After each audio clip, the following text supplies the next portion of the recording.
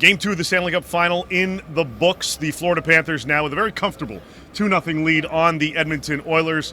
That's Dennis, I'm Dave, and we are here from Game 2 providing you our continued coverage of the Stanley Cup Final presented by our good friends at CCM Hockey. All right, Dennis, diving right into this one. Mm-hmm. You called the 4-1 score. We both called the under. Shocker, it hit.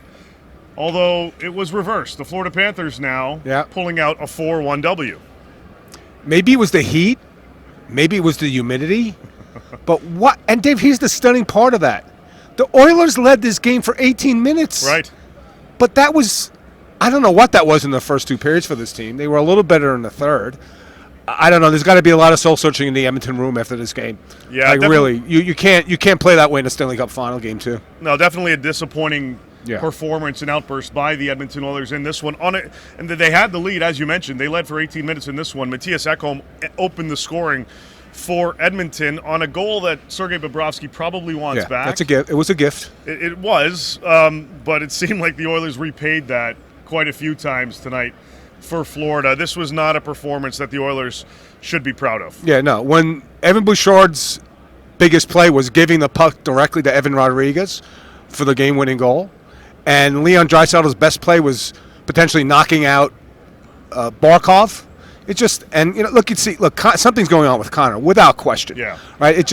But the rest of the team, and then at the end of the game with Carrick and Desharnais, look, I get it. You're frustrated, but man, in a game that it wasn't a must-win, Dave, like you said before the game. Yeah. But certainly, it was a game you couldn't lose, and to put up that type of performance, I'm sorry, it's like you have to be way better in Game 3. I'm going back to what I had mentioned after Game 1 the other night. The way that the Florida Panthers performed in that game, now granted, they had a 2-0 lead early in the second, and Sergei Bobrovsky was lights out. Yep. But because of that, they took advantage of the situation and just let Edmonton control the pace of play. They learned their tendencies and how to combat that going into Game 2. It was an impressive Florida Panthers performance overall in this game. They were physical. The shot total, like we said, between 25 and 30, they upped it again tonight in this one. And they now head to Edmonton for Thursday's Game 3 with a boatload of confidence. Although Edmonton now shifts to home, maybe that alters things a little bit for them. And we don't know the status of Barkov right now, which could be huge. Good point. But Dave, when the Oilers' best part of their game is the penalty kill, and I think they've occurred 33 in a row now. Yeah. That's the best part of their game. You're not winning a championship that way. Like, that's a reason to win it, but it's not the main reason. And just guys not showing up offensively. Zach Hyman has disappeared. It's just a real failure tonight for this team that had a lead, and couldn't capitalize, and now go home down 0-2. We talked at the beginning of this game that we needed to see the big boys for the Edmonton Oilers step up in the right way. We didn't see it.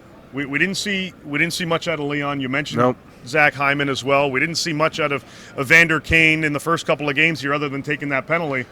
There really isn't much from their big boys. And from Florida's perspective, you're getting their contributions from a lot of their guys. And you don't necessarily need to have the Kachucks and the Reinhardts lighting the lamp when you've got your depth kicking in.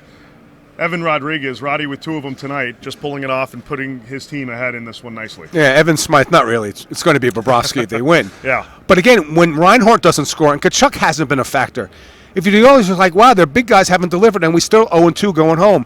Look, I'm sorry. If you didn't think tonight was a must-win, well, guess what? Game 3 is a must-win for the Edmonton Oilers. And not only that, Dave, show up, play better, play hard, play 60 minutes like you did in Game 1. This type of performance after Game 1 is kind of stunning for the Edmonton Oilers. It's definitely surprising. They're going to utilize these next 2 days off to regroup and recharge here, because you go back to Game 1. I don't know what happened tonight for Edmonton. It was a disappointing performance. The guys were leaving the rooms pretty early. Management clearly frustrated by this group. You can only imagine the guys on the ice as well. But we have 2 days off in between games 2 and 3. It comes from Rogers Place on Thursday. The fans are certainly going to be bananas in Edmonton. We're looking forward to that coverage. We're heading over to Edmonton. We will continue our coverage here of the Stanley Cup Final here on the fourth period, presented to you by CCM Hockey. That's Dennis. I'm Dave. We'll see you in Alberta.